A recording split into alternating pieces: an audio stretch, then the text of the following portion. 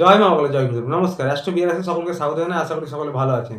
আজ আবার আলোচনা করবো দেবগুরু বৃহস্পতির রাশি পরিবর্তন মে মাসে 2025-এর যে 15 তারিখ রাশি পরিবর্তন করবেন এবং বিশ্ব থেকে মিথুনে আসবেন, সেই রাশি পরিবর্তনের প্রভাব কেমন পড়তে চলেছে মীন রাশির জাতক বা জাতিকাদের উপর সেই নিয়ে।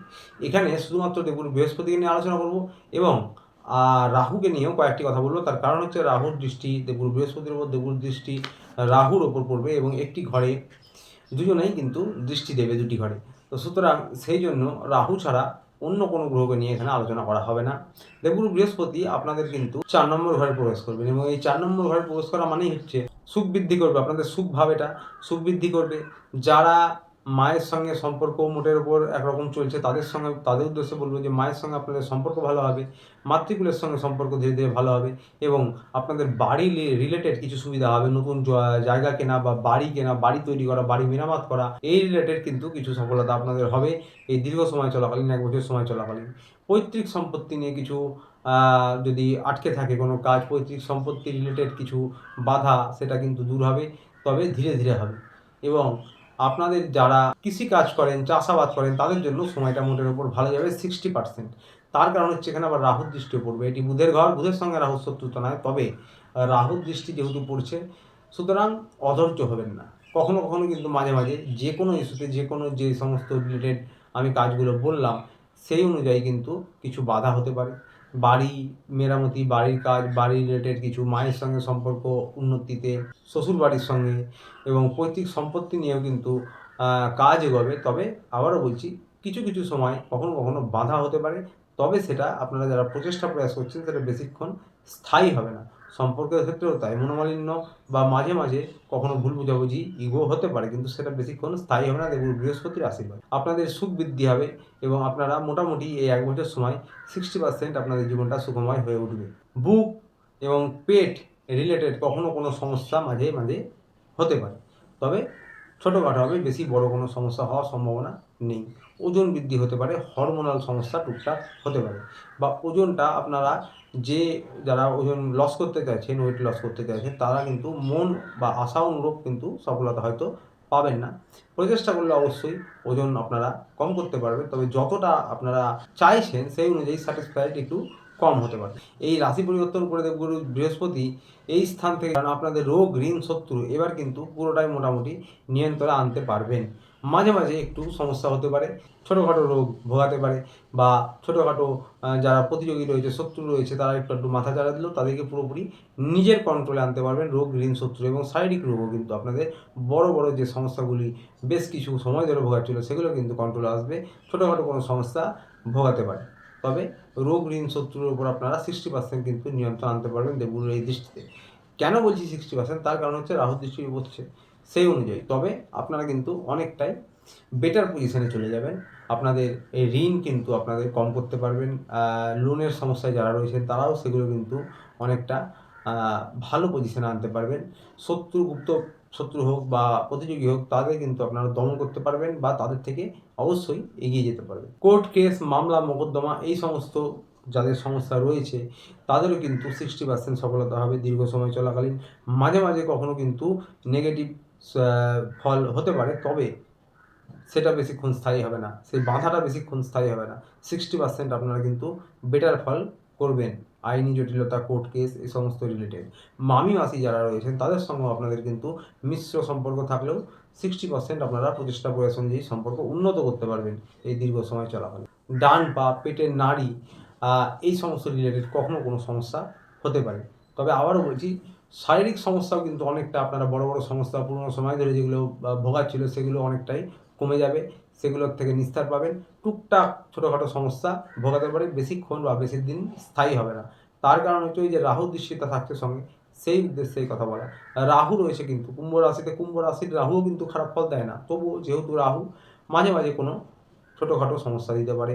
ছোটোখাটো শারীরিক সমস্যা, মনে চঞ্চলতা, অস্থিরতা, ধৈর্য কম করা, এগুলো করতে পারে। তবে যেই রিলেটেড আমি কথাগুলো বললাম সেগুলোতে কিন্তু আপনারা অবশ্যই 60% ফলাফল ভালো বা রেজাল্ট ভালো পাবেন এই দীর্ঘ সময় চলাকালীন। এবার বলবো যে 8 নম্বর ঘরে রাহু বৃহস্পতির দৃষ্টি পড়ছে। 8 নম্বর ঘর মানে হচ্ছে হঠাৎ হঠাৎ যে কোনো কিছু, হঠাৎ অর্থপ্রাপ্তি, হঠাৎ ধনপ্রাপ্তি, হঠাৎ চোট আঘাত লাগা, হঠাৎ হসপিটালাইজেশন হওয়া।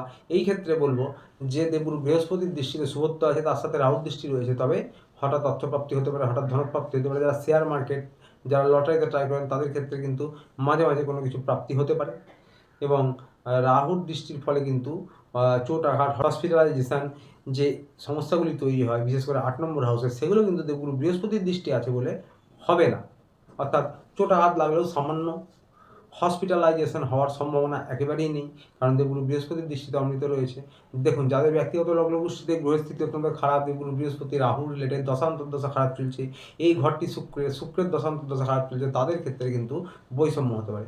বাকি সকলদের জন্য বলবো যে আপনাদের কিন্তু অষ্টম হাউস থেকে যে নেগেটিভ ফলাফলগুলি পাওয়া যায়, উল্টে আবার রাহুর দৃষ্টি রয়েছে, তার কিন্তু সম্ভাবনা অনেক কমে যাবে দেবগুরু বৃহস্পতির দৃষ্টির ফলে। তো সুতরাং বড় কোনো অ্যাক্সিডেন্ট, চোট আঘাত হওয়ার সম্ভাবনা কম বা হবে না, হসপিটালাইজেশন হওয়া হবে না, ছোটোখাটো চোট আঘাত লাগা বা ছোটোখাটো কোনো সমস্যা এগুলো হতে পারে। পৈতৃক কোনো সম্পত্তি, কোনো ধনরাশি আপনাদের প্রাপ্তি হতে পারে, তবে রাহুর জন্য মাঝে মাঝে সেই ক্ষেত্রে কিন্তু কিছু বাধা আসতে পারে। প্রচেষ্টা প্রয়াস করলে সেগুলো কেটে যাবে দেখুন বৃহস্পতির দৃষ্টির ফলে, এবং আপনাদের সুখ বৃদ্ধি করবে, আগেই বললাম। তবে মাঝে মাঝে মনে চঞ্চলতা, অস্থিরতা, অধৈর্য একটু আধটু আসবে রাহুর দৃষ্টির ফলে, সেটা বেশিক্ষণ স্থায়ী হবে না। ভিডিওর সাথে প্রতিকার নিয়ে বলবো, অবশ্যই শুনবেন। শ্বশুর শাশুড়ির সঙ্গে, অর্থাৎ শ্বশুর বাড়ির সঙ্গে সম্পর্ক উন্নত করতে পারবেন 60%, এবং বাম পায়ে কোনো সমস্যা বা বাঁ পায়ে কোনো চোটাঘাত লাগতে পারে কখনো এই সময়। দেবগুরু বৃহস্পতি দৃষ্টি দেবে এবার 10 নম্বর হাউসে, কর্মস্থানে, এবং এই 10 নম্বর ঘরটি হচ্ছে দেবগুরু বৃহস্পতির নিজস্ব ঘর। দেবগুরু বৃহস্পতি আপনাদের এই 10 নম্বর হাউসে দৃষ্টি দিচ্ছে ধনু রাশিতে। কর্মের উন্নতি, যারা ব্যবসায়ী রয়েছেন ব্যবসায় উন্নতি, আর্থিক স্থিতি আপনাদের ভালো হবে এবং অর্থনৈতিক পরিকাঠামো ভালো করবে এই দৃষ্টির ফলে। এই দৃষ্টি পুরোটাই পজিটিভ, কারণ দেবগুরু বৃহস্পতি নিজের ঘরে দৃষ্টি দিচ্ছে, অন্য কোনো ক্রূর গ্রহের দৃষ্টি এখানে নেই। অর্থনৈতিক উন্নতি, যারা সরকারি বেসরকারি চাকরি করেন, প্রমোশন, পদোন্নতি, এবং যারা ব্যবসায়ী করেছেন তাদের ব্যবসায় কিন্তু ডেভেলপমেন্ট হবে 1 বছর সময় চলাকালীন, এবং আপনাদের কিন্তু নতুন করে যারা ব্যবসা শুরু করছেন তাদেরও প্রতিষ্ঠা হবে। প্রচেষ্টা করুন, ধীরে ধীরে প্রতিষ্ঠা পাবেন এই দীর্ঘ সময় চলাকালীন। অর্থনৈতিক পরিকাঠামো ভালো হবে, অর্থের ফ্লোয়িং ভালো হবে, কর্মের দ্বারা আপনার ভাগ্যের উন্নতি করতে পারবেন এই 1 বছর সময় চলাকালীন। পিতৃস্থানীয় যারা রয়েছেন, পিতা যারা রয়েছেন, গুরুস্থানীয় কেউ আপনাদের কিছু শিক্ষা দিতে পারে, আপনাদের সাহায্য করতে পারে, আপনাদের সঙ্গে তাদের সম্পর্ক উন্নত হতে পারে। এবং এই 10 নম্বর ঘরের দৃষ্টিটা পুরোটাই পজিটিভ ফলাফল আপনাদের দিবে দেবগুরু বৃহস্পতি। আপনাদের 12 নম্বর ঘরে কিন্তু শনিদেবের হাউসে রাহু বসে রয়েছে। রাহু কুম্ভ রাশিতে খারাপ ফল দেয় না, আগেই বলেছি। রাহু এখানে এসেছে আপনাদেরকে আরও বুদ্ধিমান, চতুর, আপনাদেরকে পরিশ্রমী করে তুলবে। তার সাথে দেবগুরু বৃহস্পতির দৃষ্টি রয়েছে রাহুর ওপর। তো সুতরাং এই 12 নম্বর ঘরে কী ফলাফল পাবেন আপনারা? বিদেশজনিত, দূরস্থানজনিত, শহরের বাইরে, রাজ্যের বাইরে, দেশের বাইরে যে কোনো জায়গায় যদি যাওয়ার কোনো বাধা থেকে থাকে পুরনো সময়, সেগুলো কেটে যাবে। দূরস্থানজনিত কাজে আপনারা লাভ পাবেন। যে কোনো দূরস্থানে পড়াশোনা রিলেটেড হোক, প্রমোশন পদোন্নতি নিয়ে হোক, বা ভ্রমণের জন্য, তীর্থের জন্য হোক, আপনারা যাত্রা করতে পারেন, তাতে কিন্তু আপনারা সফলতা পাবেন। খরচ বৃদ্ধি নিয়ে বলবো যে আপনাদের মিশ্র থাকবে, খরচ, টাকার ফ্লোয়িং ভালো থাকবে, রোজগার ভালো থাকবে, তার সাথে খরচও কিন্তু থাকবে। এই বিষয়টা খেয়াল রাখতে হবে।